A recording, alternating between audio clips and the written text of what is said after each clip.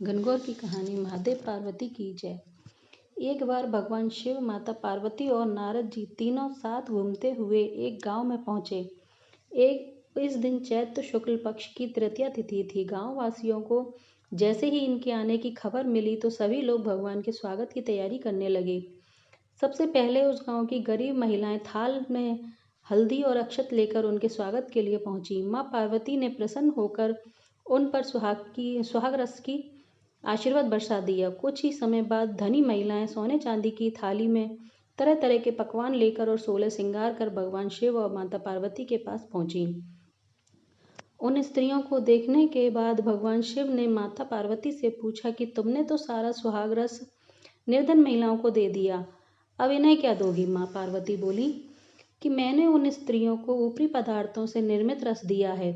मैं अब इन महिलाओं को अपनी उंगली चीरकर रक्त छिड़क कर सुहाग का वरदान दूंगी। माता पार्वती ने महिलाओं को आशीर्वाद दिया कि वो वस्त्र, आभूषण और बाहरी मोहमाया को छोड़कर अपने पति की सेवा तन, मन और धन से करें। उन्हें अखंड सौभाग्य की प्राप्ति होगी। इस घटना के बाद माता पार्वती भगवान भोलेनाथ से आज्ञा लेकर नदी में स्नान करने चली गईं। माता ने स्नान के बाद बालू से भगवान शिव की मूर्ति बनाई और पूजा की। भोग लगाकर और प्रदक्षिणा करके 2 कण का प्रसाद ग्रहण किया और माथे पर टीका लगाया। इतना सब करते करते पार्वती जी को काफी समय लग गया। जब वे लौट कर आईं तो महादेव जी ने देरी का कारण पूछा। पार्वती जी ने झूठ कह दिया कि वहां मुझे मेरे मायके वाले मिल गए थे, उन्हीं से बातें करते में इतनी देर हो गई। परंतु महादेव तो महादेव ही हैं, वे सब समझ रहे थे। अतः उन्होंने पूछा, पार्वती तुमने नदी के तट पर पूजन करके किस चीज का भोग लगाया था और स्वयं कौन सा प्रसाद खाया था। पार्वती जी ने पुनः झूठ बोल दिया, मेरी भावज ने मुझे दूध भात खिलाया।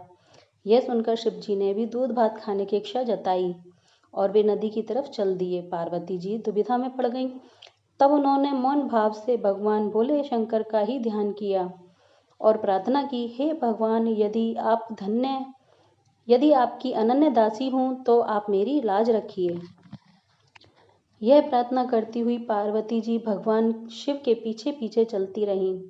उन्हें नदी के तट पर माया का महल दिखाई दिया। उस महल के अंदर पहुंचकर वे देखती हैं कि जहां पार्वती जी के भाई तथा सलेज आदि सपरिवार उपस्थित है। उन्होंने गौरी तथा शंकर का स्वागत किया। वे 2 दिनों तक वहां रहे। तीसरे दिन पार्वती जी ने शिवजी से चलने का आग्रह किया, पर शिवजी तैयार न हुए। वे अभी और रुकना चाहते थे। तब पार्वती जी रूठ कर अकेले ही चल दी। ऐसे देख भगवान शिवजी को पार्वती के साथ चलना पड़ा। नारद जी भी इस समय साथ में थे। चलते चलते वे बहुत दूर निकल आए। अचानक भगवान शंकर को याद आया कि वो अपनी माला भूल आए हैं।